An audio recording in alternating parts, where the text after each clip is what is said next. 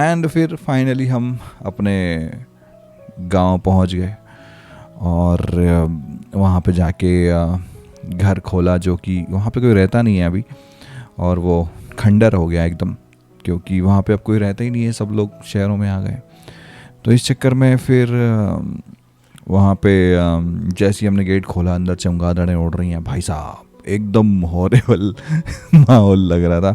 लेकिन फिर लाइटें वाइटें चालू करी और उसके बाद फिर लाइट है घर के अंदर और वो लाइटें चल रही हैं, तो वो लाइटें जैसी चालू करी तो फिर माहौल थोड़ा सही हो गया। और फिर वही बचपन की यादें उस घर से जुड़ी हुई जितनी भी हैं, क्योंकि बचपन तो वहीं बीता हम लोगों का भी, तो सारी यादें आई और अच्छा लगा देखकर।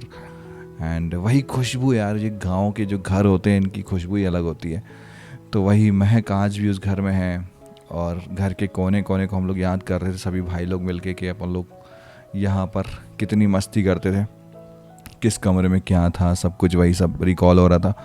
एंड पापा को भी यादें आ ही रही होंगी, ताऊ जी को भी यादें आ ही रही होंगी। एंड सब लोगों के चेहरों पे काफ़ी खुशी थी।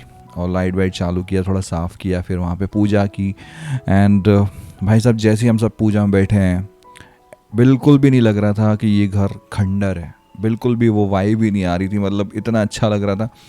और वहीं पर मैंने भाभी को ही बोला, मैंने कहा यार यहाँ पर तो बड़ी अच्छी वाइब आ रही है, मतलब ऐसा नहीं लग रहा है कि आप कहीं पर ऐसी जगह बैठे हो जहाँ पर कोई भी सुविधा नहीं है, यहाँ पर गंदा हो रहा है, मतलब क्योंकि जाले वाले भी लगे हुए थे।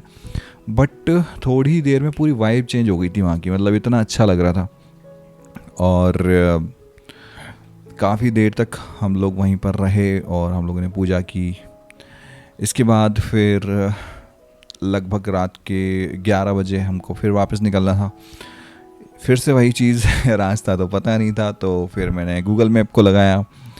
गूगल मैप के थ्रू हमने रास्ता चूज़ किया जिसके अंदर थोड़ा कम ही बता रहा था। मैं जब मैं गया हूँ तो मुझे ज़्यादा टाइम दिखा रहा था, लेकिन इस बार तो कम दिखा रहा था।